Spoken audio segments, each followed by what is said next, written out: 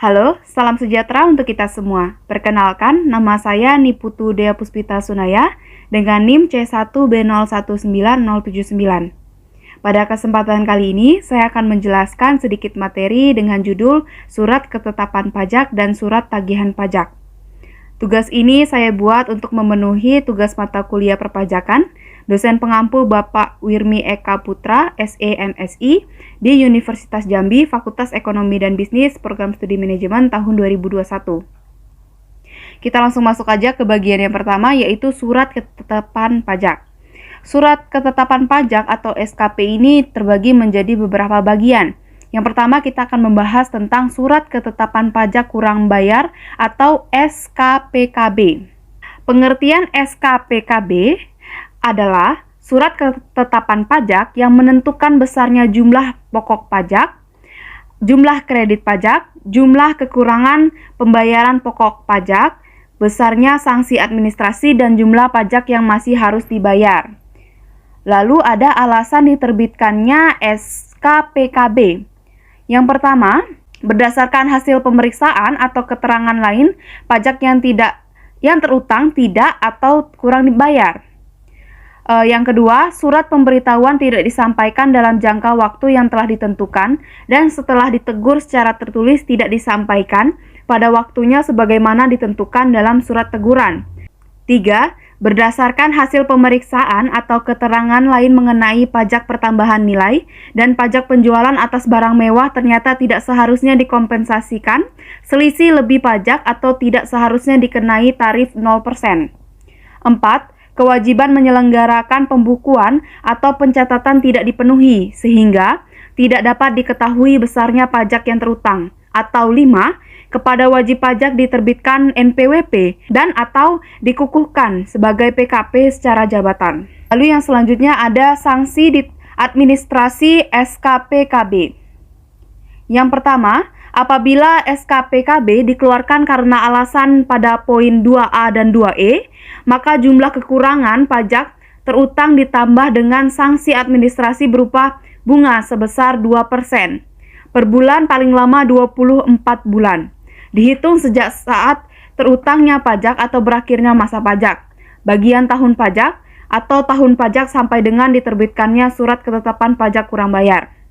2. Apabila SKPKB dikeluarkan karena alasan pada poin 2B, 2C, dan 2D, maka dikenakan sanksi administrasi berupa kenaikan sebesar 1, 50% dari PPh yang tidak atau kurang dibayar dalam 1 tahun pajak. 2. 100% dari PPh yang tidak atau kurang dipotong, tidak atau kurang dipungut, tidak atau kurang disetor, dan dipotong atau dipungut tetapi tidak atau kurang disetorkan. Dan 3. 100% dari PPN dan PPNBM yang tidak atau kurang dibayar. Selanjutnya ada fungsi dari SKPKB. Yang pertama, koreksi atas jumlah yang terutang menurut SPT-nya. Kedua, sarana untuk mengenakan sanksi. 3. Alat untuk menagih pajak. Kita ke bagian selanjutnya yaitu Surat Ketetapan Pajak Kurang Bayar Tambahan atau biasa disingkat dengan SKPKBT. Adalah surat ketetapan pajak yang menentukan tambahan atas jumlah pajak yang telah ditetapkan. Alasan diterbitkannya SKPKBT adalah apabila ditemukan data baru yang mengakibatkan penambahan jumlah pajak yang terutama setelah dilakukan tindakan pemeriksaan dalam rangka penerbitan surat ketetapan pajak kurang bayar tambahan. Lalu selanjutnya ada sanksi administrasi SKPKBT, di mana 1. Jumlah kekurangan pajak yang terutang dalam SKPKBT ditambah dengan sanksi administrasi berupa kenaikan 100% dari jumlah kekurangan pajak tersebut. 2.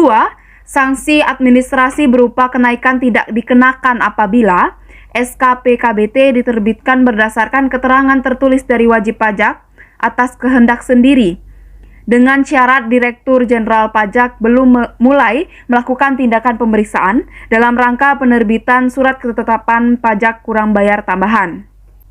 Selanjutnya ada yang namanya Surat Ketetapan Pajak Lebih Bayar atau biasa disingkat dengan SKPLB. adalah surat ketetapan pajak yang menentukan jumlah kelebihan pembayaran pajak karena jumlah kredit pajak lebih besar daripada pajak yang terutang atau seharusnya tidak terutang. Adapun fungsi dari SKPLB ini adalah sebagai alat atau sarana untuk mengembalikan kelebihan pembayaran pajak. Selanjutnya ada alasan diterbitkannya SKPLB, di mana 1. Pajak penghasilan apabila jumlah kredit pajak lebih besar daripada jumlah pajak yang terutang. 2. Pajak pertambahan nilai apabila jumlah kredit pajak lebih besar daripada jumlah pajak yang terutang.